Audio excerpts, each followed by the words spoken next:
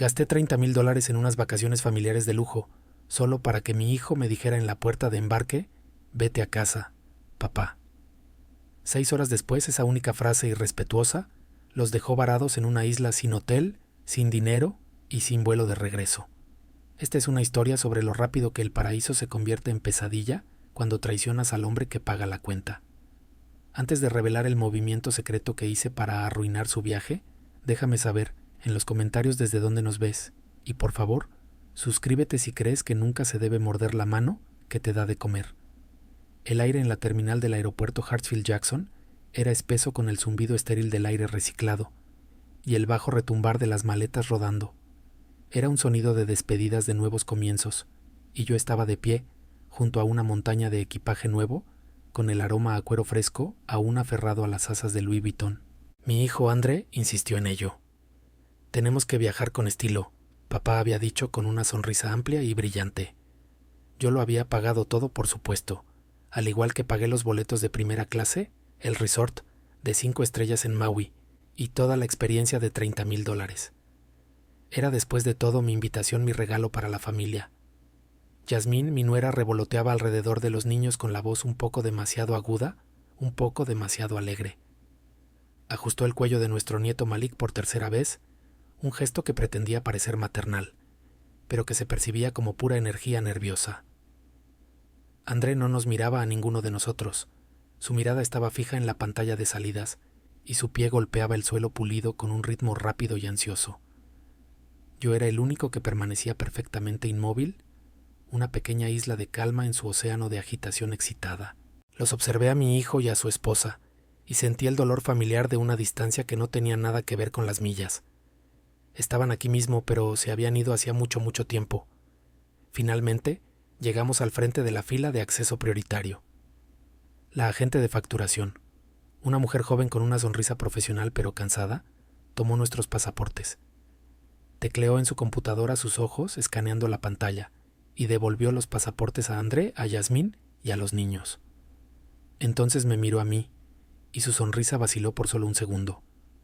«Señor Vance», dijo con voz cortés pero firme, «tengo su pasaporte aquí, pero no puedo encontrar una reserva para usted en este vuelo». Las palabras no parecían tener sentido, flotaban en el aire entre nosotros, sonidos sin significado contra el fondo del ruido del aeropuerto. Sentí una docena de pares de ojos desde la fila detrás de nosotros. Me volví hacia André con una pregunta simple en mi rostro.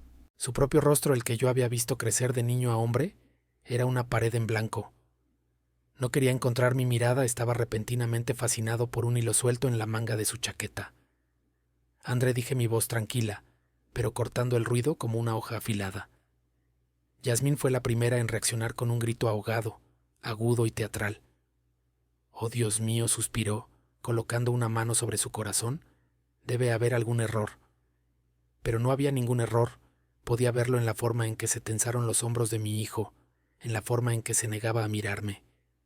La verdad estaba parada allí mismo frente a mí, más fea que cualquier mentira que pudiera haber contado. «Papá», murmuró finalmente André, todavía mirando ese hilo imaginario. «Dios, lo siento mucho. Las cosas han sido una locura en el trabajo con los niños y empacando todo». Finalmente levantó la vista y sus ojos estaban llenos de una disculpa superficial y ensayada. «Creo que con todo el caos simplemente olvidé reservar tu boleto». La excusa era tan endeble, tan insultante, que apenas se sostenía $30,000, y él se olvidó. Yasmín saltó inmediatamente a su papel de esposa solidaria. «Oh, cariño, no te preocupes», dijo sacando su teléfono con un gesto dramático. «Veamos si podemos comprar un boleto de último minuto ahora mismo. No puede ser tanto, ¿verdad?». Sus dedos bailaron sobre la pantalla y la observé, una actriz experimentada interpretando un papel que conocía bien. Su rostro cayó en una máscara de profunda decepción. «Oh, Isaiah», dijo girando el teléfono hacia mí, como para probar su punto. «Un asiento de último minuto cuesta casi $3,000 y ni siquiera estaría cerca de nosotros. Eso es simplemente criminal». Y se quedaron allí, un frente unido de arrepentimiento, fingido, él, el hijo olvidadizo. Ella, la solucionadora indefensa, habían practicado esto, y el pensamiento fue tan frío y duro como el suelo de mármol bajo mis pies. Esto no fue un error, esto fue una actuación. André dio un paso hacia mí colocando una mano en mi hombro. Se sentía pesada no con afecto, sino con el peso de su despido. «Mira, papá», dijo bajando la voz, a un susurro conspirador como si fuéramos un equipo resolviendo un problema. «El vuelo va a comenzar a abordar en cualquier momento. No hay nada que podamos hacer ahora mismo». Apretó mi hombro. «¿Por qué no tomas un taxi y vas a casa? Descansa un poco. Nos sentimos terrible de verdad. Te traeremos el mejor recuerdo de la isla. Vete a casa». Las palabras resonaron en el repentino silencio de mi mente.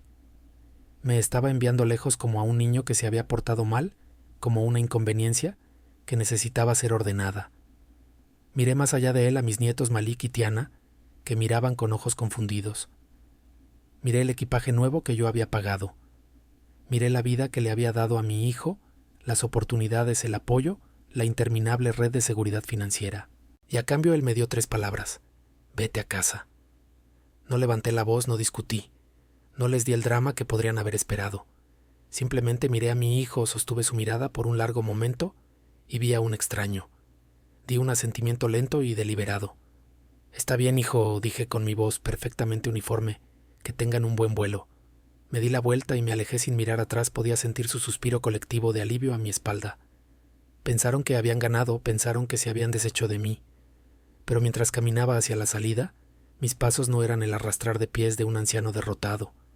Eran los pasos medidos y firmes de un artesano a punto de ir a trabajar. La ciudad se deslizaba más allá de la ventana del taxi en un borrón de ladrillo y vidrio, calles familiares, pareciendo extrañas y distantes. Atrapé mi reflejo en la ventana superpuesto sobre el paisaje en movimiento. Por un momento vi a un extraño, un anciano cansado, con las luces duras del aeropuerto, todavía grabadas alrededor de sus ojos. Pero el sentimiento pasó. El hombre que me devolvía la mirada no estaba cansado, estaba despierto. Estaba viendo las cosas con una claridad que era tan aguda y dolorosa como un fragmento de vidrio roto. «Vete a casa», las palabras ya no eran un eco de la voz de mi hijo. Se habían convertido en mi propio comando, una declaración de misión, y el aguijón agudo y caliente de la traición se había desvanecido durante mi caminata silenciosa fuera de la terminal. Fue reemplazado por algo frío y pesado, algo sólido. Era la sensación de una herramienta acomodándose en la mano de un artesano. Esto no era el dolor emocional desordenado de una disputa familiar. Esta era la geometría limpia y simple de un problema que necesitaba ser resuelto. Cometieron un error de cálculo crítico. Vieron a un anciano una billetera, una reliquia para ser manejada y apaciguada. Olvidaron que estaban hablando con el hombre que construyó la casa donde crecieron ladrillo por ladrillo. Pensaron que estaban jugando un juego contra un peón que podían sacrificar, pero no tenían idea de que estaban sentados al otro lado del tablero, frente al rey, y acababan de enviarlo de regreso a su castillo. El taxi giró en mi calle y no sentí tristeza ni autocompasión, sentí un enfoque silencioso y ardiente. No era una víctima yendo a casa a lamer sus heridas, era un estratega regresando al cuartel general. La casa estaba en silencio, conteniendo la respiración bajo la luz de la mañana. Todo estaba tal como lo había dejado hacía una hora. Sin embargo, el espacio se sentía completamente diferente. Eran las mismas 4 paredes, los mismos muebles que yo había construido, las mismas fotos de una familia sonriente en la repisa de la chimenea. Pero el vacío era nuevo. Era un espacio hueco tallado por una traición que no vi venir. Caminé hacia la sala de estar y me senté en el sillón junto a la ventana, el que tenía el estampado floral desvanecido por años de luz solar. Su silla, la silla de Betty, y en la quietud casi podía escuchar su voz, no con tristeza, sino con la tranquila sabiduría que siempre tuvo. Betty veía el mundo con ojo de artista. Para los detalles ella notaba las finas grietas en las cosas, antes de que se convirtieran en rupturas. Hace años, después de que Andre pidiera un préstamo significativo para un auto que no necesitaba ella, se sentó conmigo en el porche viéndolo alejarse. «Tiene tus manos, Isaiah», había dicho con la mirada distante, «pero no tiene tu paciencia para la madera. Él solo quiere la mesa terminada». No lo entendí completamente, entonces pensé que era solo la preocupación de una madre. Ahora sentado en su silla, sus palabras eran tan claras como una campana. Ella también solía decir: «El dinero no cambia a una persona, Isaiah. Simplemente los hace más de lo que ya son». Y en mi dolor, después de que ella se fue, había olvidado eso. Había confundido mi generosidad con amor, cuando en realidad era solo combustible para la debilidad de mi hijo, para el hombre con derechos en el que se estaba convirtiendo. El dolor en mi pecho no era solo por mí, era por ella, por el legado de trabajo duro y dignidad silenciosa que habíamos construido juntos. Esto ya no se trataba de un vuelo perdido, esto se trataba de los cimientos del trabajo de nuestra vida. Y no me quedaría de brazos cruzados viendo a mi hijo derribarlo por un puñado de cenizas. Me levanté de su silla sintiendo el calor del sol en mi espalda. El camino a seguir ya no estaba nublado, por el dolor era una línea recta y clara. Caminé hacia mi estudio, la única habitación en la casa que era más mía que nuestra. Las paredes estaban forradas con libros sobre carpintería e historia, y el aire olía a aserrín y papel viejo. El escritorio, una pieza sólida de roble oscuro, fue lo primero que construí para esta casa. Lo construí para durar, y pasé mi mano sobre su superficie fría y suave, sintiendo la veta de la madera bajo mi palma. Este era un escritorio para tomar decisiones. No necesité buscar el número, lo sabía de memoria. Levanté el auricular del pesado teléfono antiguo en mi escritorio y marqué. Sonó 2 veces antes de que una voz nítida y profesional respondiera. Oficinas legales de Julian Graves. Julián, dije mi voz firme. Soy Isaiah Vance. Hubo una breve pausa, luego su tono se suavizó ligeramente. Señor Vance. Es bueno saber de usted, aunque tengo la sensación de que esta no es una llamada social. ¿Está todo bien? Fui directo al grano. Necesito que tomes medidas inmediatas sobre un asunto delicado, Julián. Quiero que redactes los documentos legales necesarios para congelar temporalmente todo el acceso al fideicomiso familiar Vance para mi hijo, André Vance. Con efecto inmediato. Podía escuchar el leve sonido de tecleo en el otro extremo de la línea. Entendido, dijo. ¿Cuál es la razón de la revisión? ¿Una reevaluación fundamental de los términos y beneficiarios del fideicomiso? Dije las palabras, sintiéndose sólidas y verdaderas. Eso será suficiente por ahora, respondió Julián. Tendré los documentos redactados y presentados dentro de 1 hora. ¿Cuándo le gustaría que envíe la notificación oficial a André? Esta era la parte crucial, este era el movimiento que importaba. Quiero que la notificación se envíe a su dirección de correo electrónico principal en los próximos 5 minutos, dije. Actualmente está en un vuelo a Hawái. Estará en el aire inalcanzable durante las próximas 6 horas. Quiero que ese correo electrónico sea lo primero que vea cuando aterrice y encienda su teléfono. Considere lo hecho, señor Vance, dijo su voz, no dejando lugar a dudas. Gracias, Julián, respondí, y coloqué suavemente el auricular de nuevo en su base. Me senté allí en el escritorio que yo había construido en la casa que yo había pagado, e imaginé un correo electrónico, un pequeño mensajero digital silencioso, comenzando su viaje a través del país. Era el primer ladrillo que pondría en los nuevos cimientos de mi vida. Mientras estaba sentado en mi escritorio, el tic-tac del reloj del abuelo en el pasillo era el único sonido. Era un ritmo que conocía bien, un latido constante para una casa, cuyo propio corazón había sido arrancado cuando Betty murió. El plan que había puesto en marcha no nació de un solo momento de falta de respeto en un aeropuerto. Fue forjado a lo largo de años de traiciones más pequeñas, 1000 pequeñas grietas en los cimientos de mi confianza. Los recuerdos, los que había dejado de lado, ahora regresaban con una claridad perfecta y dolorosa. A la mañana siguiente me puse el traje gris carbón que Betty siempre decía que me hacía ver distinguido. Reuní mis estados de cuenta bancarios, imprimí algunos correos electrónicos clave y los coloqué en un viejo maletín de cuero que ella me había comprado para nuestro 10º aniversario. Era un maletín que había llevado contratos para trabajo honesto, para edificios que aún se mantenían fuertes contra el viento. Ahora llevaba la evidencia de una base que se estaba desmoronando. La oficina de Julian Graves estaba en el piso 34 de un rascacielos. En el centro, un mundo de vidrio y acero que zumbaba con ambición silenciosa. Era un hombre joven, agudo e impecablemente vestido, pero sus ojos tenían una inteligencia tranquila de alma vieja, en la que confiaba. Me saludó con un firme apretón de mano, sin piedad en su agarre, solo respeto. Escuchó sin interrupción mientras yo exponía todo sobre su escritorio de caoba pulida. No lo presenté como la historia de dolor de un padre afligido, lo presenté como un caso. Hablé del incidente con los relojes, estableciendo una línea base de derechos adquiridos. Presenté los estados financieros que mostraban la transferencia de $50,000 para cubrir las deudas comerciales de Yasmín.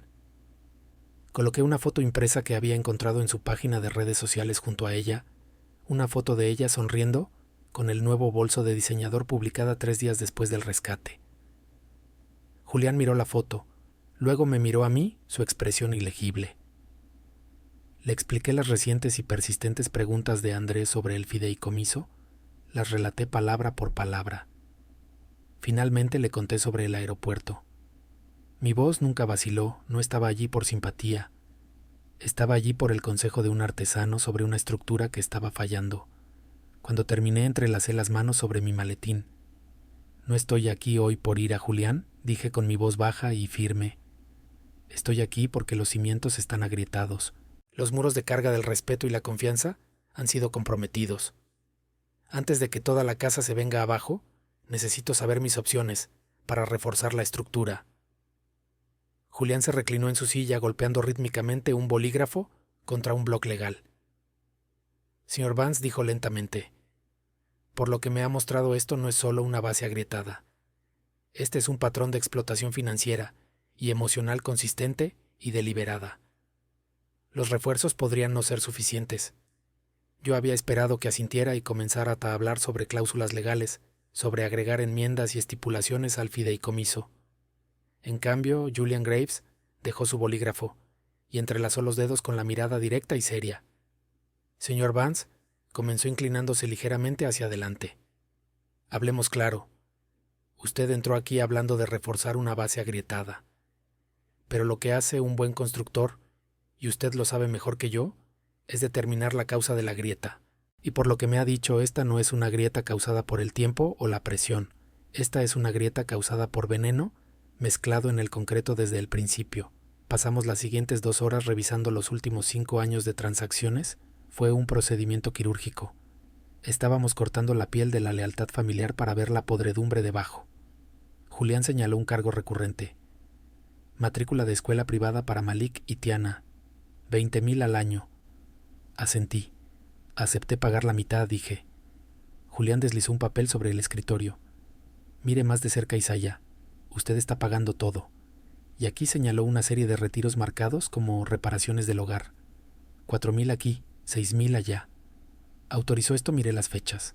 Estuve en el hospital por mi cirugía de cadera durante 2 de ellas. Sentí un nudo frío formarse en mi estómago.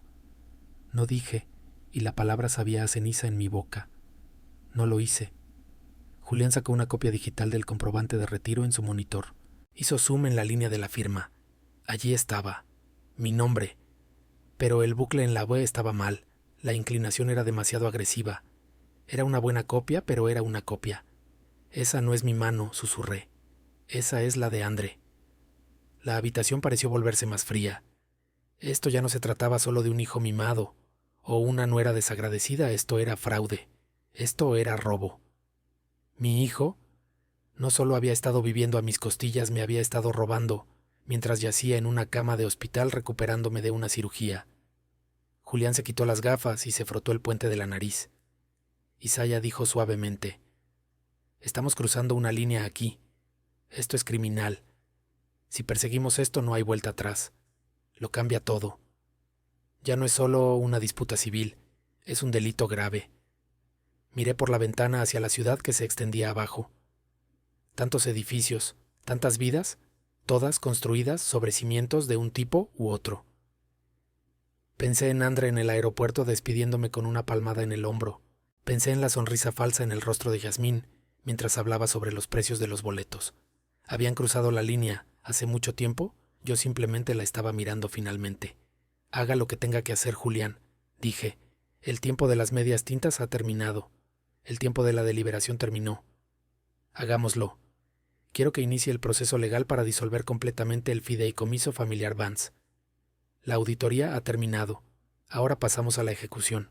6 horas y 4,000 millas de distancia, el paraíso estaba funcionando exactamente como se anunciaba. El aire que recibió a André y Yasmín cuando salieron del aeropuerto con aire acondicionado era una manta cálida y fragante, con aroma a sal y flores. El vestíbulo del resort era aún mejor.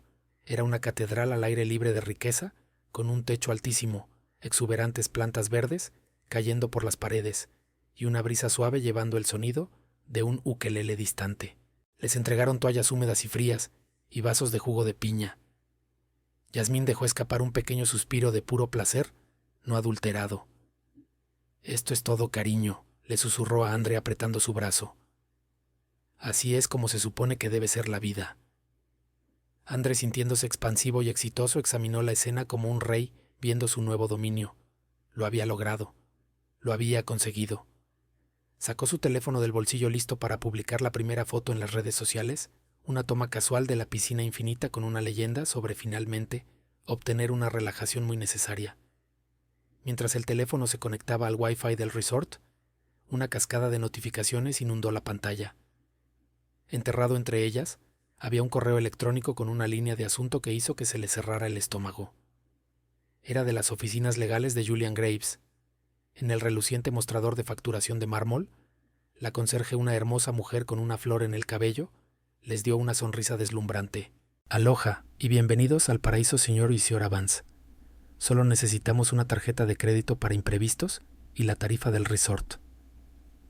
André, todavía tratando de procesar la jerga legal en la vista previa del correo electrónico en su teléfono, entregó la tarjeta negra de platino con un gesto confiado.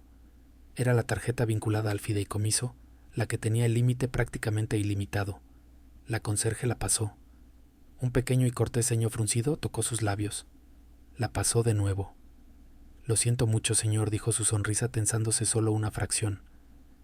«Parece que esta tarjeta ha sido rechazada». Andre miró la palabra en la pantalla. Rechazada. Era un concepto ajeno para él, una palabra de un idioma diferente destinada a otras personas. Le arrebató la tarjeta a la conserje, su rostro enrojeciendo profundamente. «Pásela de nuevo», espetó. «Debe haber un problema con su máquina».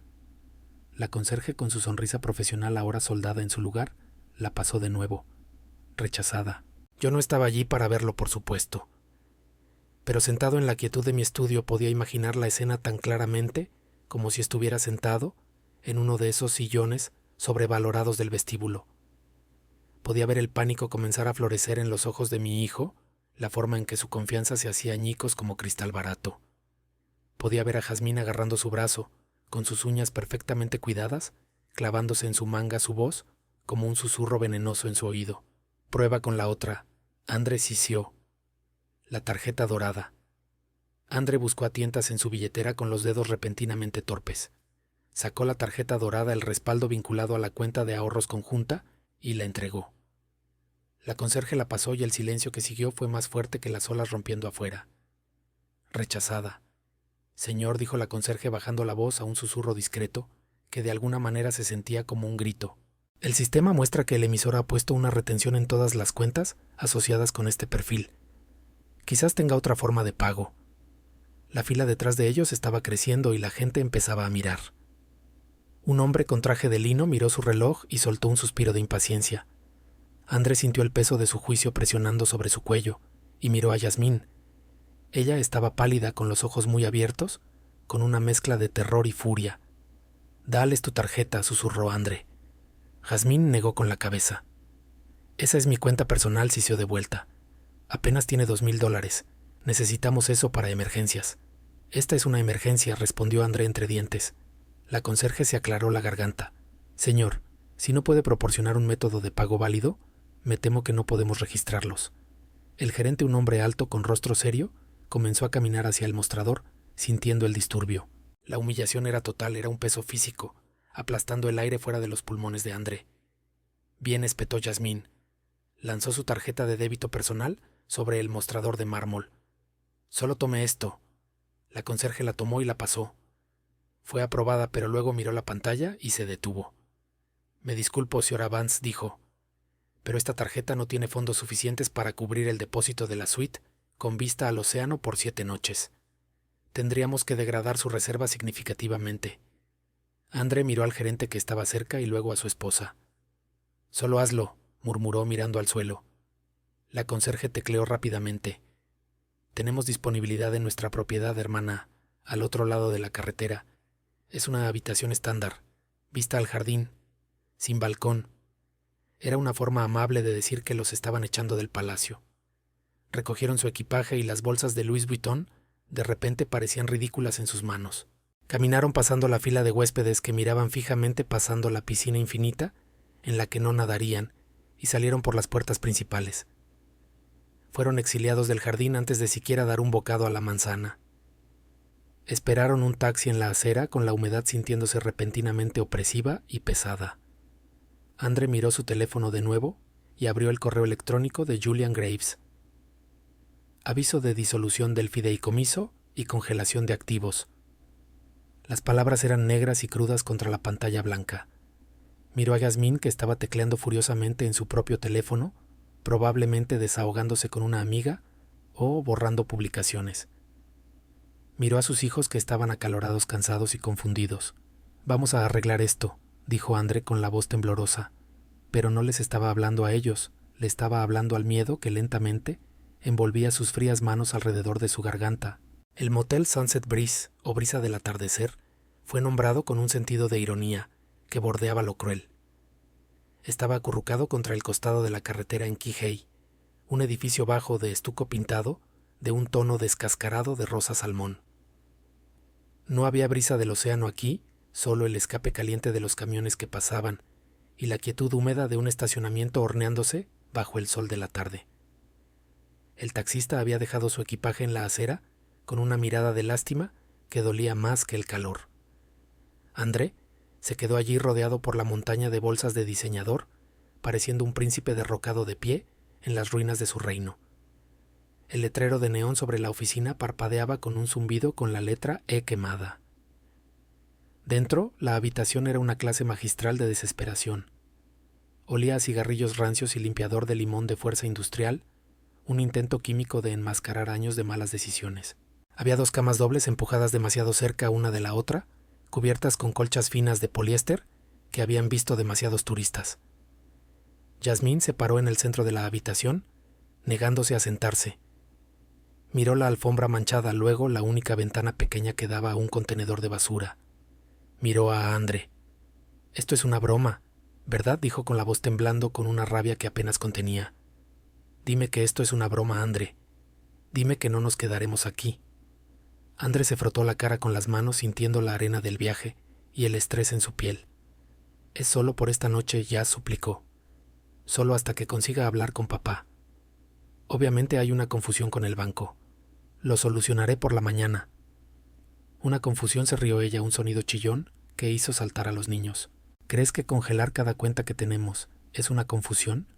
¿Crees que ser humillados frente a todo el resort fue un error administrativo?», pateó una de las bolsas de Louis Vuitton, enviándola a patinar por la alfombra barata. «Tu padre hizo esto, André. Él nos hizo esto a nosotros».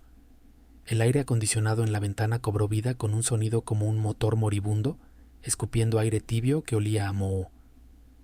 Malik y Tiana estaban sentados en el borde de una de las camas, viéndose pequeños y asustados. Nunca habían visto a sus padres así, nunca habían visto la fachada agrietarse.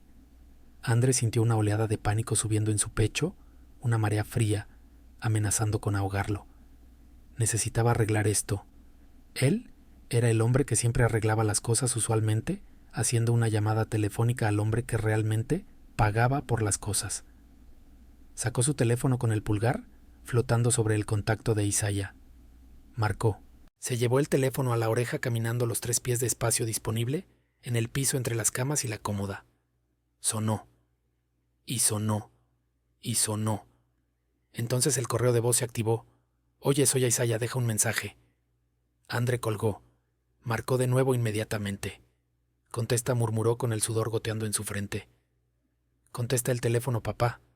A 4000 millas de distancia en Atlanta el único sonido era el rasbido rítmico del papel de lija sobre la madera. Yo estaba en mi taller, el garaje convertido que olía a cedro y recuerdos. Estaba trabajando en una vieja mesa auxiliar de madera de cerezo, quitando años de mugre y arañazos para revelar la hermosa veta debajo. Era un trabajo lento, era un trabajo honesto. En el banco de trabajo a mi lado mi teléfono comenzó a zumbar. Vibraba contra la madera dura un sonido frenético y enojado que interrumpía la paz de la habitación. Miré la pantalla. Andre. No lo alcancé. No me limpié el aserrín de las manos, simplemente miré el nombre parpadear en la pantalla hasta que la pantalla se oscureció. Un momento después se encendió de nuevo. Andre, luego de nuevo. Jazmín, luego Andre otra vez. Era un berrinche digital, un ataque de pánico a control remoto siendo transmitido a través del océano. Volví a lijar. Con cada pasada del papel me sentía un poco más ligero. Durante años había sido entrenado como un perro para responder a ese timbre. Cada vez que mi teléfono zumbaba significaba un problema, que yo tenía que resolver, una factura que yo tenía que pagar, una crisis que yo tenía que manejar. Significaba que André necesitaba dinero de fianza para una multa de estacionamiento, o que Jazmín necesitaba un depósito para un evento. Significaba que mi paz estaba siendo retenida como rehén por su caos. Pero hoy el teléfono sonó y no sentí nada. Sentí la profunda liberación de no estar disponible. No era su banquero hoy, no era su red de seguridad. Era solo un hombre lijando una mesa. El zumbido se detuvo por un momento y luego comenzó el repique de los mensajes de texto. Llegaron en una ráfaga rápida y entrecortada. Levanté el teléfono y limpié la pantalla con mi pulgar. El primer mensaje era de Andre papá. Llámame ASAP. Emergencia. El segundo llegó un minuto después. Los bancos están congelados. Tarjeta rechazada. Estamos atrapados. Llama al banco ahora. El tono era exigente, el reflejo de un hombre que cree que el mundo existe para servirle. Desplacé hacia abajo. El siguiente mensaje era de Jazmín. Esto no es gracioso, Charles. Los niños están asustados. Arregla esto. Leí las palabras y sentí una distancia fría. No estaban preguntando si yo estaba bien. No estaban preguntando por qué no había estado en el vuelo. No estaban preocupados de que tal vez yo hubiera tenido un ataque al corazón o un derrame cerebral. Su única preocupación era el flujo de dinero, el grifo se había cerrado y tenían sed. 10 minutos después el tono cambió. La desesperación se estaba asentando. André de nuevo. Papá, por favor. Estamos en un motel. Es horrible. ¿Por qué haces esto? Y luego finalmente la máscara se deslizó completamente. El último mensaje de Jazmín era un párrafo de puro veneno. Eres un viejo cruel y egoísta. ¿Cómo te atreves a dejarnos varados así? Estás arruinando nuestras vacaciones. Estás arruinando todo. Nunca te perdonaré por esto. Miré las palabras brillando en la pantalla. Egoísta, cruel, arruinando. Estaban proyectando su propio reflejo en mí. Dejé el teléfono de nuevo en el banco boca abajo. Recogí el papel de lija. No estaba arruinando sus vidas, les estaba presentando la realidad.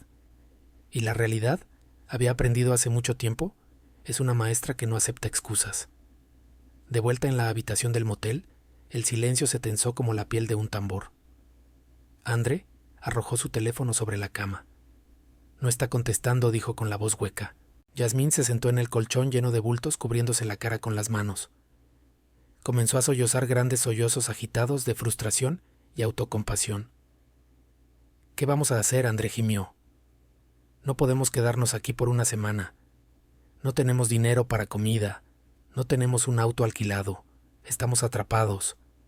Andre caminó hacia la ventana y retiró la cortina polvorienta. Miró hacia el contenedor de basura y el estacionamiento más allá. Vio un gato callejero hurgando en un envase de comida para llevar desechado y sintió un parentesco con el animal. Siempre había pensado en sí mismo como un éxito, un hombre de estatus. Pero parado allí en esa habitación barata con sus tarjetas de crédito rechazadas y su esposa llorando, se dio cuenta de que no era nada. Era un cascarón vacío pintado con pintura dorada, y la pintura comenzaba a descascararse. Se volvió hacia la habitación. «Vamos a ir a casa», dijo en voz baja. Jazmín levantó la vista con el rímel corriendo por sus mejillas. «¿Qué preguntó?» «Vamos a ir a casa», repitió André, y su voz se endureció. «Tomaremos el primer vuelo mañana por la mañana. Regresamos a Atlanta, y vamos a la casa. Voy a mirar a mi padre a los ojos, y voy a exigir una explicación. No puede simplemente hacer esto. No puede simplemente cortarnos. Está senil o está loco, pero de cualquier manera voy a arreglarlo».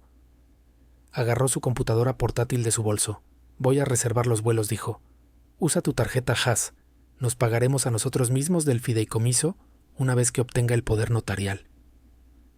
Abrió la computadora portátil y la luz azul iluminó su rostro desesperado. Ya estaba planeando su contraataque. No entendía que la guerra ya había terminado. No entendía que no estaba marchando a casa hacia una victoria. Estaba marchando a casa hacia una sentencia. Mientras mi hijo planeaba su venganza en una habitación de motel barata, a 4.000 millas de distancia, yo estaba sentado en una pequeña cafetería cerca del campus universitario. El aire olía a espresso quemado y lluvia un marcado contraste con el humo de cigarrillo rancio que imaginaba que André estaba respirando. Estaba sentado en una mesa de la esquina junto a la ventana, viendo a los estudiantes pasar apresuradamente afuera. Se movían con la energía frenética de la juventud, con sus mochilas pesadas de libros y sus cabezas llenas de sueños. Estaba esperando a Kendra, mi sobrina, la hija de mi difunta hermana, una chica tranquila que había heredado los ojos suaves de su madre y la barbilla obstinada de mi padre. Entró unos minutos después sacudiendo un paraguas mojado y mirando alrededor de la habitación, llena de gente con una expresión ansiosa. Cuando me vio, su rostro se iluminó con una sonrisa genuina que llegó hasta sus ojos. Se veía cansada, eso fue lo primero que noté. Había círculos morados oscuros bajo sus ojos, y su cabello estaba recogido en un moño desordenado que hablaba de noches largas y mañanas tempranas. Llevaba una chaqueta de mezclilla descolorida y cargaba un tubo de dibujo que parecía haber visto días mejores. Maniobró a través de las mesas con una gracia cuidadosa, aferrando su bolso cerca de su costado. Me levanté para abrazarla y se sintió delgada en mis brazos frágil, pero vibrando con una energía nerviosa. «Siento mucho llegar tarde, tío Isaiah», dijo retrocediendo y revisando su reloj de plástico barato.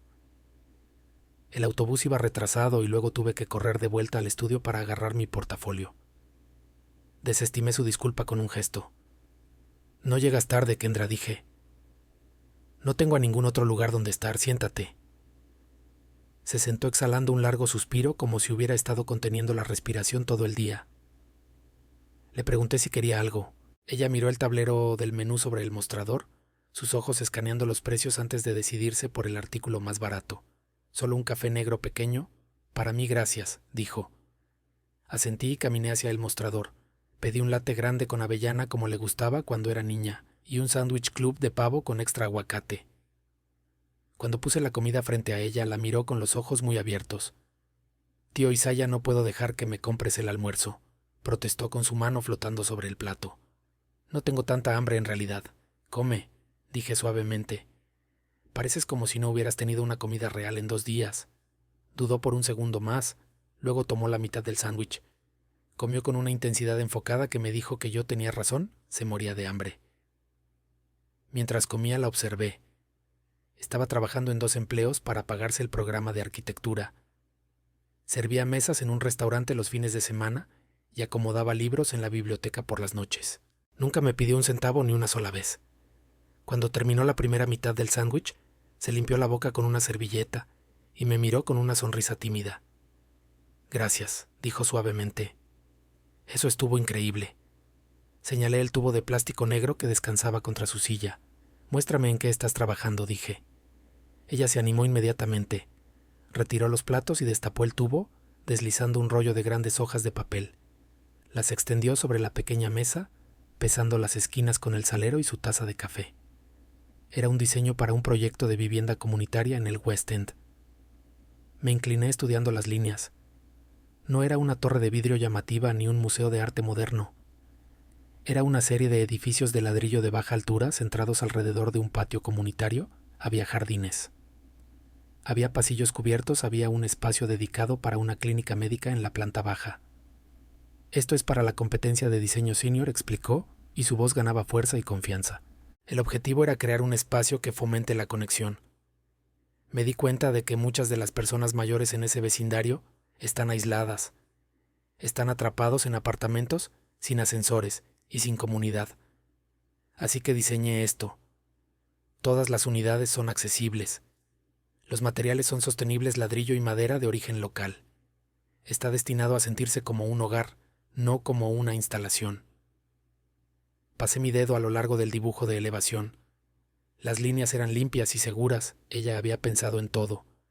La forma en que la luz golpearía el patio por la tarde, el flujo de aire a través de los pasillos. Era práctico, pero también era hermoso, tenía alma. Miré sus manos mientras señalaba los detalles. Estaban manchadas con grafito y tinta. Sus uñas eran cortas y sin esmalte eran manos trabajadoras. Eran manos que conocían la diferencia entre dibujar una línea y construir un muro. Miré su rostro y por un momento vi a Betty. Estaba en la pasión en la forma en que se preocupaba por las personas que vivirían dentro de las paredes que estaba dibujando. «Es un buen trabajo, Kendra», dije en voz baja. Ella se sonrojó de placer. «Viniendo de ti, eso significa mucho», dijo. «Sé que construiste la mitad de las casas en el lado sur. Solo estoy tratando de estar a la altura del estándar familiar». «El estándar familiar». Las palabras tocaron una fibra sensible en mi pecho. Ella pensaba que el estándar se trataba de construcción de calidad. Ella no sabía que su primo André pensaba que el estándar familiar era volar en primera clase y quedarse en resorts de 5 estrellas. Miré a esta chica que sobrevivía con préstamos estudiantiles y propinas, que estaba diseñando hogares para los pobres, mientras dormía 4 horas por noche. Y luego pensé en mi hijo, que me había gritado porque no podía comprar un boleto de $3,000 por capricho. El contraste era tan agudo que casi me cortó. André quería la fruta del árbol, pero despreciaba las raíces. Kendra estaba abajo en la tierra regando el suelo, y ni siquiera sabía si alguna vez llegaría a probar la fruta. Me recliné en mi silla y una sensación de claridad me invadió. Había estado buscando un sucesor en el lugar equivocado. Había estado mirando los linajes, cuando debería haber estado mirando los planos. Kendra enrolló los dibujos sus movimientos cuidadosos y respetuosos con el papel. «Tengo que volver al estudio», dijo, tapando el tubo. «Tengo una crítica a las 4». Se levantó colgando su bolso sobre su hombro. «Gracias de nuevo por el almuerzo, tío Isaiah», dijo. «Realmente me salvaste hoy». Me levanté y tomé su mano que se sentía áspera y cálida. «Kendra», dije mirándola a los ojos. «Mantén tu horario libre por unos días la próxima semana». Ella pareció confundida. «¿Por qué?», preguntó. «¿Está todo bien?» «Todo va a estar bien», dije. «Es solo que podría tener un proyecto que quiero que veas. Algo un poco más grande que una tarea escolar». Ella sonrió insegura de si yo hablaba en serio, o si solo estaba siendo un tío solidario. «Está bien», dijo. «Lo haré». La vi salir de la cafetería volviendo a la lluvia con la cabeza en alto. No tenía dinero, no tenía auto, pero tenía algo que mi hijo nunca tendría. Tenía un propósito. Me volví a sentar y terminé mi café. Estaba frío, pero sabía mejor que cualquier champán que pudiera haber pedido en Hawái. Saqué mi teléfono y envié un mensaje de texto a Julian Graves. El mensaje era corto. «Prepara los nuevos documentos de incorporación. He encontrado a la directora». Luego me levanté, me abotoné el abrigo y salí a la lluvia, listo para enfrentar la tormenta que venía a casa para encontrarme. A 4,000 millas de distancia el sol finalmente se había puesto sobre Kihei, pero el calor permanecía. Colgaba pesado y espeso en el estrecho balcón de concreto del motel Sunset Breeze, una manta sofocante que olía a gases de escape y estuco húmedo. André estaba sentado en una silla de plástico oxidada, con los codos sobre las rodillas, mirando el asfalto oscuro del estacionamiento de abajo.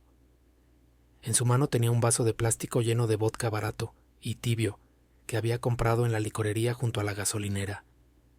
Estaba muy lejos del whisky añejo que usualmente bebía, pero esta noche no estaba bebiendo por placer. Estaba bebiendo para adormecer el pánico que arañaba la parte posterior de su garganta. Yasmine estaba apoyada contra la barandilla y el resplandor naranja de las farolas proyectaba sombras largas y afiladas sobre su rostro. Todavía llevaba los pantalones de lino con los que había viajado, ahora arrugados y manchados de sudor.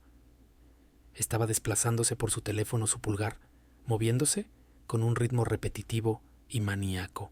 Ya no estaba mirando las redes sociales, estaba mirando estatutos legales. Se volvió hacia André con los ojos duros y brillantes en la oscuridad. «Está haciendo esto a propósito, André», dijo su voz baja y tensa. «He estado pensando en ello durante la última hora. Esto no es un error bancario, y esto no es solo él siendo mezquino por un boleto de avión. Él planeó esto». André dio un largo trago al líquido ardiente. «Lo sé», murmuró. «Sé que lo hizo. Está tratando de enseñarnos una lección. Piensa que puede castigarnos como si fuéramos adolescentes. Piensa que si corta el dinero volveremos arrastrándonos y nos disculparemos». Yasmine negó con la cabeza lentamente. «No», dijo. «Es peor que eso. No solo está enseñando una lección. Es inestable. André la miró. ¿De qué estás hablando?, preguntó. Piénsalo, André, dijo ella, acercándose más a él. Olvida su boleto, congela las cuentas sin previo aviso. Deja varados a sus propios nietos en un lugar extranjero sin recursos. Estas no son las acciones de un hombre racional. Estas son las acciones de alguien que está perdiendo el juicio. Dejó que las palabras colgaran en el aire caliente de la noche. Perdiendo el juicio. Era un salvavidas, una narrativa que podía convertir su humillación en una estrategia. Andrés se sentó más erguido. ¿Crees que está senil?, preguntó. Creo que está mostrando signos de rápido deterioro cognitivo, dijo Yasmín, las palabras sonando practicadas y suaves. Y si no es capaz de manejar sus propios asuntos, entonces es nuestro deber, como su familia, intervenir, para protegerlo y para proteger el patrimonio. Ella sacó una página web en su teléfono y se la empujó hacia él. Tutela de emergencia, leyó. En los casos en que un individuo represente una amenaza inmediata para sus propios activos financieros o bienestar, el tribunal puede otorgar el control temporal a un pariente cercano. André miró la pantalla brillante. Era una idea seductora. Si su padre solo era malo, entonces André era una víctima. Pero si su padre estaba enfermo, entonces André era un héroe. Era el hijo responsable dando un paso al frente para salvar el legado familiar de un anciano confundido. Lavaba la culpa, lo justificaba todo. Podríamos presentar la petición tan pronto como aterricemos, dijo André, y los engranajes en su mente comenzaban a girar. Solo necesitamos pruebas. Necesitamos mostrarle al juez que su comportamiento es errático. Yasmín asintió. Creamos la prueba, dijo ella. Abrió la aplicación de la cámara en su teléfono y la cambió al modo de video. Se ahuecó el cabello haciéndolo parecer aún más desaliñado. Se frotó los ojos hasta que parecieron rojos y cansados. Ven aquí, ordenó. Siéntate a mi lado. Luce preocupado. André movió su silla junto a la de ella. Se inclinó poniendo la cara que usaba cuando tenía que dar malas noticias a un cliente. Una cara de grave preocupación. Yasmín presionó el botón de grabar.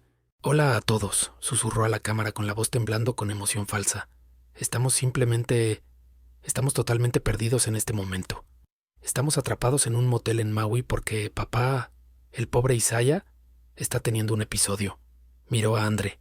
André asintió solemnemente. Sí, dijo, inclinándose hacia el encuadre. Está confundido. Olvidó su vuelo, nos bloqueó las cuentas bancarias. Solo estamos tratando de llegar a casa para conseguirle ayuda. Estamos tan preocupados por él. Simplemente no es el mismo. Yasmín detuvo la grabación. La vio de nuevo y una sonrisa satisfecha se deslizó en su rostro. Es perfecto, dijo. Haremos unos cuantos más de estos. Uno sobre cómo los niños están llorando. Uno sobre cómo intentamos llamarlos 50 veces. Construimos una línea de tiempo. Para cuando lleguemos al juzgado el lunes por la mañana, no pareceremos hijos codiciosos. Pareceremos cuidadores desesperados. André tomó el teléfono y vio el video de nuevo. Se vio a sí mismo en la pantalla luciendo cansado y serio. Casi se lo creyó él mismo. Era una mentira, pero era una mentira útil. Era la llave del reino. Vamos a tomarlo todo, susurró Yasmín mirando hacia el horizonte oscuro. La casa, las cuentas, el negocio. Vamos a hacer que lo declaren incompetente y luego vamos a ponerlo en esa linda instalación en Buckhead, la que tiene jardín. Será feliz allí y finalmente seremos libres para vivir nuestras vidas sin rogar por cada centavo. André terminó su vodka de un trago, aplastó el vaso de plástico en su mano y el sonido fue fuerte en la noche tranquila. Hagámoslo, dijo. Él está pidiendo una guerra. Llevémosle una. El vuelo de regreso al continente fue una prueba de resistencia de 12 horas diseñada por el mismo diablo. Estaban sentados en la última fila de la sección económica, justo al lado de los baños. Los asientos no se reclinaban, el aire estaba estancado y olía a fuerte desinfectante químico mezclado con el olor rancio del agotamiento humano.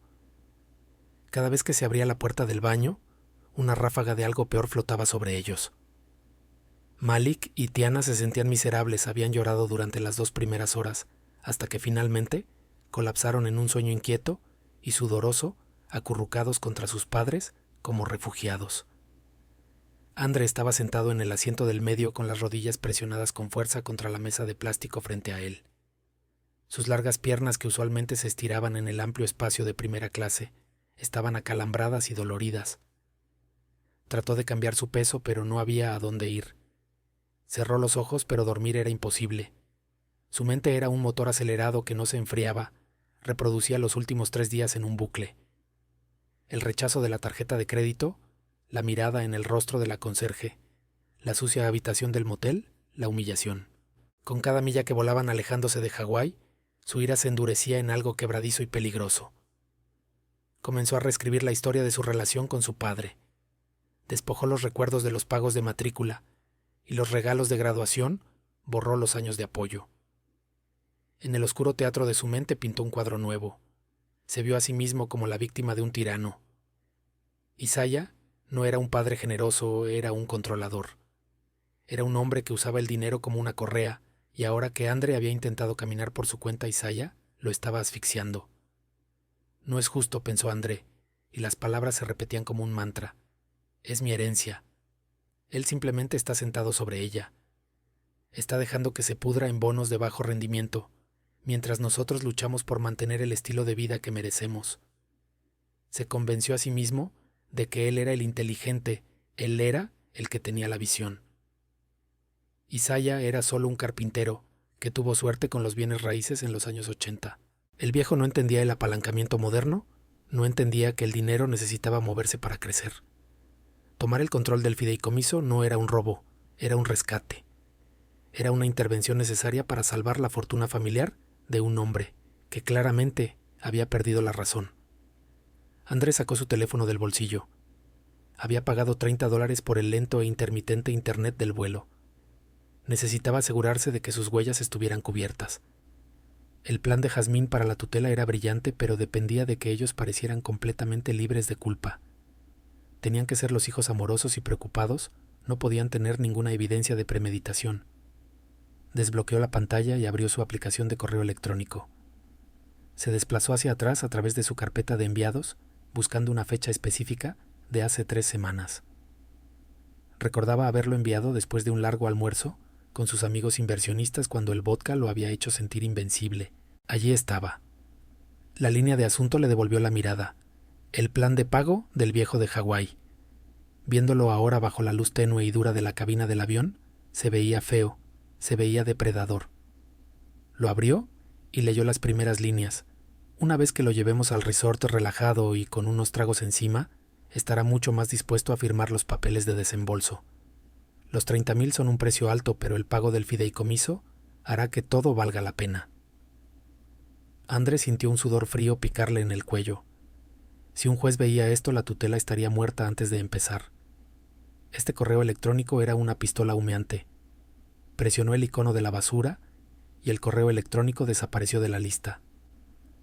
Pero Andrés sabía que eso no era suficiente. Era lo suficientemente experto en tecnología para saber que eliminado no significaba desaparecido. Navegó a la carpeta de papelera. Encontró el correo electrónico de nuevo sentado allí, en el purgatorio digital. Lo seleccionó una vez más. Presionó el botón que decía «Eliminar permanentemente». Una advertencia apareció preguntando si estaba seguro. Tocó «Sí», con un pulgar que temblaba ligeramente. La pantalla se actualizó, la carpeta estaba vacía. Dejó escapar un largo suspiro que no sabía que había estado conteniendo. Se había ido, sin rastro de papel, sin evidencia. Solo la palabra de un empresario respetable contra la palabra de un anciano senil y confundido. Estaba a salvo. El avión aterrizó en Atlanta en las horas grises antes del amanecer. El aeropuerto estaba tranquilo con las pasarelas móviles zumbando en los pasillos vacíos. Recogieron su equipaje de la cinta transportadora. Las costosas bolsas de Louis Vuitton estaban rayadas y sucias por el viaje, viéndose tan maltratadas como se sentían sus dueños. No hablaban mucho, el agotamiento se había movido más allá de las palabras hacia un dolor de cabeza sordo y palpitante que todos compartían. Caminaron hacia la acera y llamaron a un Uber XL. El conductor, un hombre alegre que claramente no sabía leer el ambiente, intentó hacer una pequeña charla sobre el clima. Yasmín lo calló con una sola mirada gélida. Condujeron hacia el norte a través de la ciudad dormida. La autopista estaba vacía, un río de concreto fluyendo a través de los árboles. André observaba pasar los puntos de referencia familiares. El horizonte, la salida para el estadio, el desvío para su vecindario. Con cada milla su confianza comenzaba a regresar. Este era su territorio, este Era su campo de juego. En Hawái era un turista con una tarjeta rechazada. Aquí era André Vance, tenía conexiones, tenía un plan. Miró a Jazmín sentada a su lado. Ella se estaba arreglando el maquillaje en el espejo de la visera, aplicándose lápiz labial fresco, con la precisión de un guerrero, pintándose para la guerra. Captó su mirada en el espejo y dio un pequeño y tenso asentimiento. Estaban listos. El auto giró en la calle donde vivía Isaiah. Las casas aquí eran viejas y sólidas, construidas con ladrillo y orgullo. Se detuvieron en la entrada de la casa en la que André había crecido. Se alzaba oscura y silenciosa contra el cielo que comenzaba a clarear. El césped estaba perfectamente cuidado. El roble en el patio delantero se erguía como un centinela. Para un extraño parecía un santuario. Para André parecía una fortaleza que estaba a punto de asaltar. El conductor de Uber descargó las bolsas en la entrada. André le dio una propina de $5 en la aplicación, un acto mezquino final de un hombre que sentía que el mundo le debía algo. Las luces traseras del auto desaparecieron a la vuelta de la esquina, dejándolos de pie en el silencio. André respiró profundamente el aire húmedo de Georgia. Olía a agujas de pino y tierra húmeda olía al pasado. Se enderezó la chaqueta y alisó las arrugas de su camisa. Ya no era el niño, era el retador. Subió los escalones delanteros y la madera resonó bajo sus pies. No buscó su llave. Levantó el puño y golpeó la sólida puerta de roble. Golpeó con el ritmo del mazo de un juez. Golpeó con la presunción de un hombre que cree que ya ha ganado. El golpeo se detuvo, pero el eco vibró en el marco. La puerta no se abrió inmediatamente. Pasaron 10 largos y agonizantes segundos. Suficiente tiempo para que André levantara el puño para martillar la madera de nuevo, con el rostro torcido en una máscara de impaciencia. Entonces, la cerradura hizo clic. Fue un sonido mecánico y nítido, y la pesada puerta giró hacia adentro sobre bisagras bien engrasadas. André y Jazmín se prepararon. Esperaban ver a un anciano desaliñado en pijama, tal vez luciendo confundido o frágil. Tenían el guión listo en sus cabezas. Pobre papá, estás confundido. Ven a sentarte. Estaban listos para interpretar el papel de los salvadores. En cambio, vieron a un hombre que parecía estar listo para una junta directiva. Yo estaba de pie en la entrada vistiendo pantalones de color carbón planchados y una camisa blanca fresca con botones que olía a almidón y sándalo. Mi cara estaba afeitada al ras. Mis ojos estaban claros y agudos, no había niebla de demencia. No había temblor en mis manos, solo había la mirada de acero de un hombre guardando su castillo. André se desequilibró por una fracción de segundo. Parpadeó con la boca abriéndose ligeramente, como si las palabras que había preparado se hubieran disuelto repentinamente. Pero se recuperó rápidamente. Pasó por encima de mí hacia el pasillo como una topadora, trayendo consigo el olor a aire rancio de avión y sudor nervioso. Papá gritó con su voz fuerte y teatral. «Dios mío, te hemos estado llamando durante 3 días». Giró sobre sí mismo con las manos en las caderas, tratando de llenar el espacio con su presencia, tratando de hacer que la casa se sintiera pequeña, y yo me sintiera más pequeño. Jazmín lo siguió arrastrando a los niños como accesorios en su tragedia. Se abalanzó sobre mí con las manos extendidas para tocar mi cara, pero deteniéndose, justo antes, cuando vio la mirada fría en mis ojos. «Oh, Isaiah», lloró su voz temblando con una nota de histeria de tono perfecto. «Nos tenías absolutamente aterrorizados. Pensamos que te había pasado algo terrible. Pensamos que te habías caído. Pensamos que estabas muerto. Ya estaban construyendo su caso. Estaban hablando lo suficientemente alto para que los vecinos escucharan lo suficientemente alto para crear un recuerdo de su preocupación. Estaban actuando para un jurado invisible. Mírate», dijo André, sacudiendo la cabeza como si estuviera viendo una tragedia. «Nos bloqueaste las cuentas, papá. Olvidaste tu propio vuelo. Claramente no estás bien. No estamos enojados, solo estamos asustados por ti. Este no es un comportamiento normal. Estás confundiendo las cosas. Te estás poniendo en peligro». Me quedé con la mano en el pomo de la puerta y los observé. Era una exhibición fascinante. Era como ver lobos tratando de convencer a una oveja de que solo estaban allí para cuidar el rebaño. No les grité, no me defendí, no les pregunté cómo estuvo su viaje. Simplemente cerré la puerta principal y la aseguré. El clic del cerrojo fue un signo de puntuación. Me volví para enfrentarlos. «Estoy perfectamente bien, André», dije, mi voz tranquila y nivelada.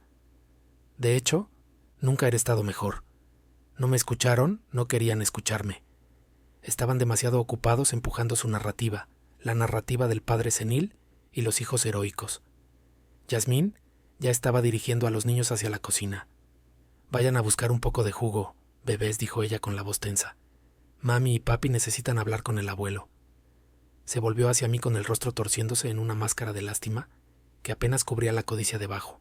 «Necesitamos sentarnos», Charles, dijo usando mi primer nombre, lo cual solo hacía cuando estaba tratando de afirmar autoridad. «Necesitamos hablar sobre tu futuro. No podemos dejar que esto vuelva a suceder. Vamos a tener que hacer algunos cambios por tu propio bien». Caminaron hacia la sala de estar con sus pasos pesados de arrogancia. Esperaban encontrar la habitación como usualmente la dejaban, un lugar para que ellos se extendieran y dominaran. Pasaron por el arco de la entrada, listos para entregar su ultimátum, listos para decirme que ellos estaban tomando el cargo. André ya estaba comenzando su discurso. «Papá, hemos decidido que es mejor si nosotros». Se detuvo en seco. Las palabras murieron en su garganta. El aliento salió de sus pulmones en un silbido agudo. Yasmín chocó contra él y dejó escapar un pequeño grito de sorpresa. Se quedaron congelados en el centro de la alfombra, mirando el sillón junto a la chimenea. La habitación no estaba vacía. Sentado en el sillón de orejas, el que miraba hacia la puerta, no había un fantasma. Era Julian Graves. Llevaba un traje azul marino que costaba más que todas sus vacaciones fallidas. Estaba sentado con una pierna cruzada sobre la otra, su postura relajada pero alerta. Su maletín de cuero estaba abierto sobre la mesa de café frente a él. Sostenía una gruesa carpeta de archivos en sus manos y levantó la vista cuando entraron, con la expresión de un depredador que acaba de ver la cena entrar en la trampa. No sonrió, no se levantó para saludarlos. Simplemente cerró la carpeta con una suave y deliberada palmada. «Buenos días, André», dijo Julián con su voz suave como granito pulido. «Los hemos estado esperando». El shock en la habitación fue algo físico, una caída repentina de presión que hizo que mis oídos estallaran.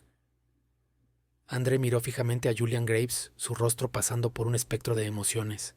La confusión dio paso al reconocimiento, y el reconocimiento se endureció instantáneamente en una rabia defensiva. Él sabía quién era Julián. Todos en la ciudad con dinero sabían quién era Julián. Él era el tiburón al que llamabas cuando querías que el agua se volviera roja. Y verlo sentado en mi sala de estar luciendo cómodo y mortal fue una visión que destrozó la realidad de André. «Lárgate», ladró André señalando con un dedo tembloroso hacia la puerta. «No sé qué estás haciendo aquí o qué mentiras te ha contado mi padre, pero este es un asunto familiar privado. No tienes derecho a estar en esta casa. Lárgate antes de que llame a la policía». Fue un farol audaz, el rugido de un tigre de papel. Julián no se inmutó, ni siquiera parpadeó. Simplemente se levantó desplegando su alta figura con una gracia lenta y deliberada que hizo que André diera un paso involuntario hacia atrás. Julián estaba inmaculado, una torre de lana azul marino y poder tranquilo. «Señor Vance», dijo Julián, su voz baja y resonante llevando el peso de una autoridad absoluta. «Estoy aquí a petición del propietario. Usted, sin embargo, está actualmente invadiendo propiedad privada. Le sugiero que baje la voz y se siente, a menos que prefiera tener esta conversación en una celda de detención». La amenaza quedó suspendida en el aire, afilada y fría. André me miró, esperando que yo interviniera, esperando que yo lo protegiera del lobo feroz. Yo solo le devolví la mirada. Mi rostro era una máscara de piedra. Me senté en la silla frente a Julián y entrelacé las manos en mi regazo. André miró a Jazmín, luego de vuelta a Julián, y se dio cuenta de que no tenía ninguna ventaja. Se hundió en el sofá con movimientos rígidos y espasmódicos. Yasmín se sentó a su lado, sus ojos moviéndose por la habitación como un pájaro atrapado. Apretó su bolso contra su pecho como si contuviera los secretos del universo. Julián se volvió a sentar y abrió la carpeta de archivos sobre la mesa de café. No habló inmediatamente. Dejó que el silencio se estirara, dejó que se volviera pesado e incómodo. Tomó un documento, lo inspeccionó por un momento y luego lo deslizó a través de la madera pulida de la mesa. Se detuvo directamente frente a André. «Comencemos con la matrícula», dijo Julián, con su tono conversacional, como si estuviera discutiendo el clima. $20,000 al año, durante los últimos 3 años, pagados directamente del fideicomiso. Los registros muestran que estos fueron categorizados como gastos médicos para su padre. André miró el papel. Era un estado de cuenta bancario con la línea relevante resaltada en amarillo neón. Eso es un error, murmuró André sin mirar a los ojos a Julián. Un error administrativo. Tenía la intención de devolverlo. Julián deslizó otro papel sobre la mesa, y los $6,000 para el paisajismo en su residencia personal continuó. Categorizados como mantenimiento para esta propiedad. Supongo que otro error administrativo. La mandíbula de André se tensó, no dijo nada. Julián metió la mano en la carpeta de nuevo. Sacó una pila de papeles gruesa y pesada, y los pagos del auto, las cuotas del club, las cenas de 5 estrellas. Los dispuso uno por uno repartiéndolos como cartas del tarot de la ruina. La mesa estaba desapareciendo bajo un mosaico de codicia. Entonces Julián sacó la pieza final. Era un solo cheque ampliado al doble de su tamaño. Era un comprobante de retiro por $10,000 con fecha de hace 3 meses. Julián golpeó la línea de la firma con su dedo índice. Esta es la más interesante, dijo. Este retiro se hizo mientras Isaiah estaba en recuperación de una cirugía de cadera. Estaba sedado, físicamente incapaz de sostener un bolígrafo. Sin embargo, aquí está su firma, o más bien una simulación muy buena de ella. El aire salió de la habitación. Falsificación. Era la palabra que gritaba en la mente de todos, aunque nadie la dijo.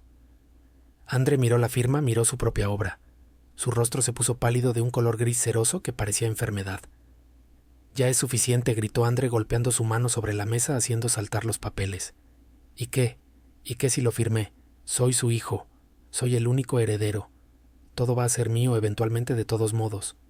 Solo estaba accediendo a mi propio dinero un poco antes. ¿Cuál es la diferencia si lo tomo ahora o en 10 años? Me miró entonces con los ojos ardiendo con un sentido retorcido de rectitud. ¿Estás ahí sentado juzgándome? Escupió. Pero lo has estado acaparando. Te sientas en esta pila de dinero como un dragón, haciéndonos rogar por sobras. Tengo una familia que mantener, papá. Tengo un estilo de vida que mantener. Hice lo que tenía que hacer. Es mi derecho de nacimiento. Miré a mi hijo, a este extraño en un traje, y sentí una profunda tristeza. Realmente lo creía que el dinero era suyo por derecho divino. Me aclaré la garganta. El sonido fue suave, pero silenció la habitación. Nunca fue tuyo, André, dije en voz baja. André se burló. Por supuesto que es mío, tú lo construiste para nosotros. No, dije inclinándome hacia adelante. Yo lo construí. Punto. Yo me lo gané. Recordé las mañanas que me desperté antes que el sol. Recordé el frío mordiendo mis dedos en los sitios de trabajo en invierno. Recordé el olor a aserrín y el dolor en mi espalda que nunca se fue realmente. Ese dinero no son solo números en una cuenta bancaria, dije mi voz, elevándose solo un poco. Ese dinero es mi sudor. Es mi tiempo. Es el cartílago en mis rodillas y los callos en mis manos. Es la madera, André. Son los años que pasé dando forma a las cosas mientras tú estabas ocupado deseando cosas. No te ganaste ni una astilla de eso, y no tienes derecho a robarlo. La verdad de mis palabras lo golpeó como un golpe físico. Se estremeció. Pero entonces sus ojos se endurecieron. Miró a Jazmín. Compartieron una mirada, una comunicación silenciosa y desesperada. Les quedaba una carta por jugar. ¿La opción nuclear? Yasmín se enderezó alisando sus pantalones de lino arrugados. Soltó una risa corta y aguda que sonaba al borde de la histeria. Escúchenlo, dijo, volviéndose hacia Julián, con la voz subiendo de tono. Escúchenlo hablar sobre madera y sudor. Está divagando, está viviendo en el pasado. Metió la mano en su gran bolso de diseñador y sacó un sobre manila grueso. Lo golpeó sobre la mesa encima de la evidencia de su robo. Esto es exactamente por lo que estamos aquí, declaró su voz, temblando con preocupación fingida. Tenemos una petición redactada. Estamos solicitando la tutela de emergencia el lunes por la mañana. Me miró con ojos fríos y muertos. No es competente, señor Graves. Mire lo que ha hecho. Dejó varados a sus nietos en un motel. Congeló los activos de su familia sin previo aviso. Es paranoico. Es vengativo. Claramente sufre de demencia. No estamos aquí para robarle. Estamos aquí para salvarlo de sí mismo. Tenemos videos. Tenemos documentación. Vamos a tomar el control no porque queramos, sino porque el tribunal verá que tenemos que hacerlo. André se aferró al salvavidas. Se sentó más erguido y su confianza regresó de golpe. Así es, dijo asintiendo vigorosamente. Pueden agitar sus papeles todo lo que quieran, pero son solo prueba de su comportamiento errático. Ningún juez va a dejar que un anciano senil mate de hambre a su propia familia. Estás acabado, papá. Nosotros tomamos el mando. La habitación volvió a quedar en silencio. Se quedaron sentados allí, respirando con dificultad, convencidos de que acababan de jugar la mano ganadora. Pensaron que me habían hecho jaque mate. No tenían idea de que Julian Graves no estaba jugando al ajedrez. Él era el verdugo y ni siquiera había afilado su espada todavía. Julian Graves no parecía preocupado, no parecía impresionado. Parecía un hombre al que acababan de entregar la última pieza de un rompecabezas que ya había resuelto. Metió la mano en su maletín una última vez. Sus movimientos eran lentos y deliberados, casi rituales. No habló hasta que hubo recuperado una sola hoja de papel nítida y blanca y la colocó encima de la pila de estados de cuenta bancarios. La alisó con la palma de su mano. Me alegra que haya sacado el tema de la capacidad mental, dijo Julián, con su voz bajando a un registro que vibraba en las tablas del suelo, porque los tribunales toman en cuenta el estado mental de todas las partes, especialmente al determinar la intención. Miró a André, mencionó que su padre está confundido, mencionó que sus acciones nacieron de la preocupación, que estaban reaccionando a una emergencia. André asintió y una gota de sudor rodó por su sien. Así es, dijo con la voz quebrándose ligeramente. Solo estábamos reaccionando. Julián golpeóse el papel frente a él. Entonces quizás pueda explicar esto, dijo. Esta es una recuperación forense de un correo electrónico enviado desde su cuenta personal a la cuenta de su esposa. Tiene fecha de hace 3 semanas, mucho antes de que comenzara cualquier supuesta confusión. André miró el papel fijamente. Sus ojos se abrieron de par en par, las pupilas contrayéndose en pinchazos de terror. Reconoció el diseño, reconoció la marca de tiempo. Pero eso es imposible, susurró, y la sangre drenó de su rostro hasta que pareció un cadáver. Yo borré eso. Julián permitió que una pequeña sonrisa sin humor tocara sus labios. Nada se borra verdaderamente nunca. André dijo suavemente. No cuando una orden judicial otorga una auditoría forense de su huella digital. Levantó el papel y comenzó a leer. No leyó con emoción. Leyó con el tono plano y clínico de un forense declarando una causa de muerte. Línea de asunto. El plan de pago del viejo de Hawái. Julián hizo una pausa dejando que el título colgara en el aire como el olor a podredumbre. Yasmín dejó escapar un sonido estrangulado, un grito ahogado que murió en su garganta. Julián continuó. El cuerpo del correo electrónico dice lo siguiente. Una vez que lo llevemos al resort relajado y con unos tragos encima, estará mucho más dispuesto a firmar los papeles de desembolso. Los 30,000 son un precio alto, pero el pago del fideicomiso hará que todo valga la pena. Si se resiste, nos apoyamos en el ángulo de la senilidad. Probablemente podamos conseguir que un médico firme una retención temporal si pintamos el cuadro correctamente. Luego lo ponemos en la instalación y la casa es nuestra. Las palabras cayeron en la habitación como piedras, pesadas, irreversibles, condenatorias. No había forma de darle la vuelta a esto. No había forma de actuar para salir de esto. Esto no era el divagar de un hijo preocupado. Este era el plano de una conspiración, esto era abuso de ancianos premeditado. Esta era una confesión firmada y fechada antes de que el crimen siquiera comenzara. Yasmín se derrumbó contra los cojines del sofá, con el rostro desprovisto de color. Miró a André con puro odio, el odio de un conspirador, cuyo socio los ha llevado a una trampa. Idiota, sisió. Me dijiste que habías borrado todo. André no podía hablar. Se quedó allí sentado abriendo y cerrando la boca como un pez en un muelle buscando aire que de repente se sentía demasiado delgado para respirar. La arrogancia se había ido. El derecho se había ido. Todo lo que quedaba era la verdad desnuda y fea de lo que él era. Me senté allí y los observé. Vi a las personas que había amado, las personas que había apoyado desmoronarse bajo el peso de su propia codicia. Sentí morir una parte de mí en ese momento. La parte de mí que recordaba haberle enseñado a André a andar en bicicleta. La parte de mí que había llevado a Jazmín al altar, porque su propio padre se había ido. Esa parte de mí se marchitó y se convirtió en polvo, arrastrada por el viento frío de su traición. Pero en su lugar algo más se levantó. Algo más duro, Algo necesario. Me levanté. Mis rodillas no dolían. Mi espalda estaba recta. Los miré desde arriba a estos dos extraños sentados en mis muebles. Es suficiente, dije. El volumen de mi voz era bajo, pero llenó la habitación completamente. El juicio ha terminado. El veredicto está dado. André me miró con los ojos húmedos de lágrimas de pánico. «Papá», tartamudeó extendiendo una mano. «Papá, por favor». Solo era charla. Solo nos estábamos desahogando. Sabes que nunca te haríamos daño de verdad, por favor. No hagas esto. Miré su mano extendida, la mano que había falsificado mi firma mientras yo yacía en una cama de hospital. No la tomé. Di un paso atrás, creando una distancia que era infinita. No eres mi hijo en este momento, André, dije. Eres un pasivo. Eres un ladrón. Y eres un extraño para mí. Señalé la puerta. La puerta que yo había construido, la puerta que siempre había estado abierta para ellos. Lárguense, dije.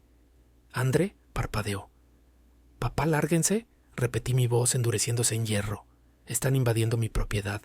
Tienen 5 minutos para retirarse ustedes y sus cosas de mi casa. Si todavía están aquí, en 6 minutos Julián llamará a la policía y los hará arrestar por fraude y allanamiento criminal. Y dada la evidencia en esta mesa, no creo que les concedan la fianza». Yasmín se levantó primero, no me miró. Agarró las manos de los niños levantándolos del suelo donde habían estado jugando, ajenos a la destrucción de la vida de sus padres. «Vamos», dijo con voz quebradiza. «Nos vamos». Andrés se quedó sentado allí por un momento más mirando la ruina de su vida. Miró los papeles en la mesa. Miró a Julián, que lo observaba con ojos impasibles. Y finalmente me miró a mí. Buscó en mi rostro un rastro del padre al que había manipulado durante tanto tiempo. Solo encontró al arquitecto inspeccionando una estructura que tenía que ser condenada. Se levantó. No dijo adiós. Se dio la vuelta y siguió a su esposa hacia el pasillo. Escuché la puerta principal abrirse. Escuché los pasos pesados en el porche. Y luego escuché la puerta cerrarse. Fue un clic suave y final. El sonido de una cerradura enganchándose. El sonido de un capítulo terminando. Me quedé de pie en el silencio de mi sala de estar con el aire limpiándose lentamente de su aroma. Miré a Julián. Él cerró la carpeta de archivos. «Está hecho», dijo suavemente. Sí, respondí sintiendo una paz profunda y pesada sentarse sobre mis hombros. «Está hecho». Han pasado 6 meses desde que la puerta hizo clic al cerrarse. La casa está tranquila ahora, pero es una buena tranquilidad. Es el silencio de una biblioteca, no de una tumba. Camino por los pasillos y ya no siento los fantasmas de sus derechos, solo siento los sólidos pisos de roble bajo mis pies. Julian Graves fue eficiente. El fideicomiso fue disuelto con precisión quirúrgica, los activos fueron liquidados y trasladados a la nueva entidad. André trató de impugnarlo, por supuesto. Encontró un abogado que trabajaba en un centro comercial y presentó una moción. Duró unos 10 minutos frente a un juez.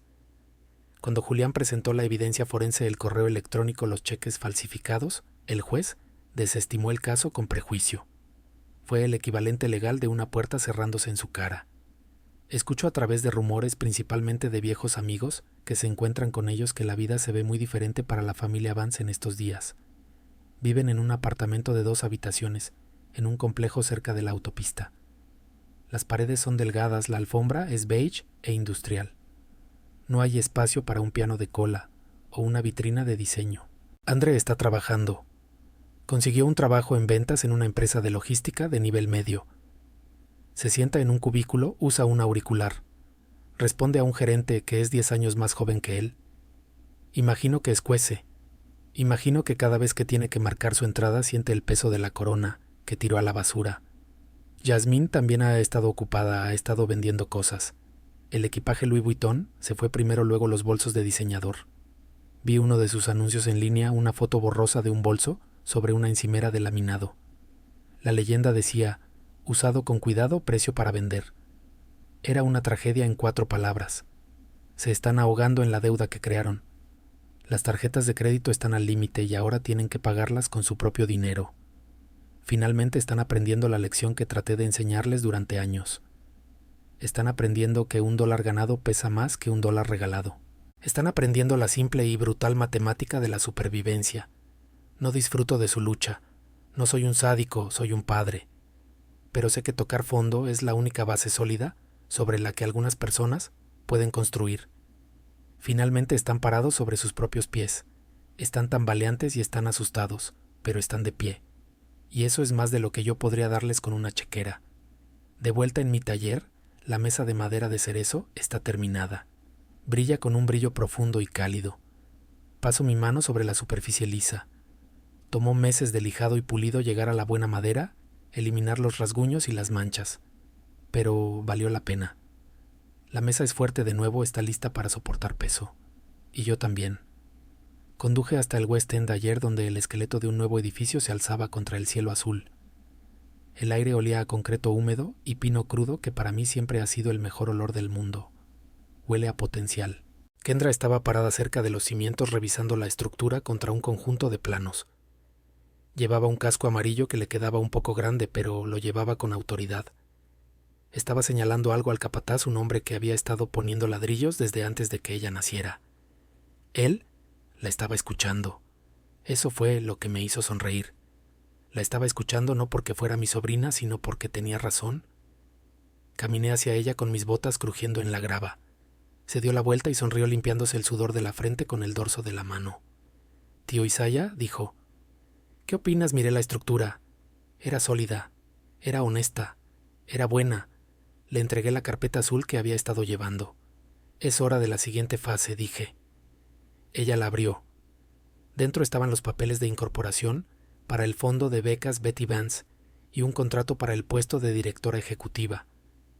Lo leyó en silencio, sus ojos moviéndose de un lado a otro de la página. No gritó, no saltó arriba y abajo.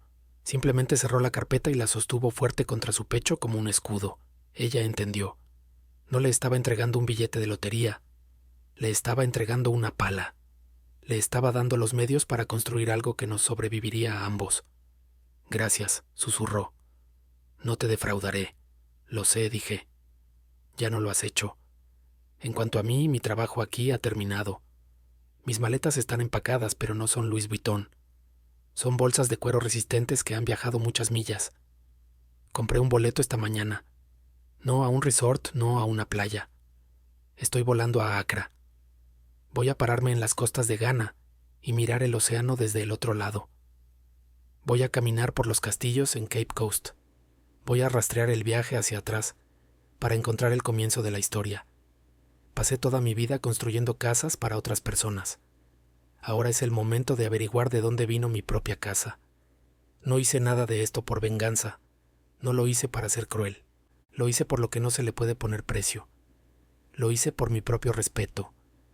Porque la dignidad es la única casa que debes construir para ti mismo, y nunca jamás debes darle las llaves a nadie más. Esta historia nunca se trató verdaderamente de dinero. Se trató de la lenta y silenciosa erosión del respeto que puede ocurrir cuando el amor no está protegido por límites.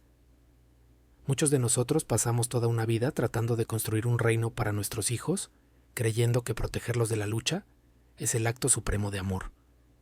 Pero como aprendió Isaiah, una casa construida sobre una base de derechos adquiridos eventualmente colapsará.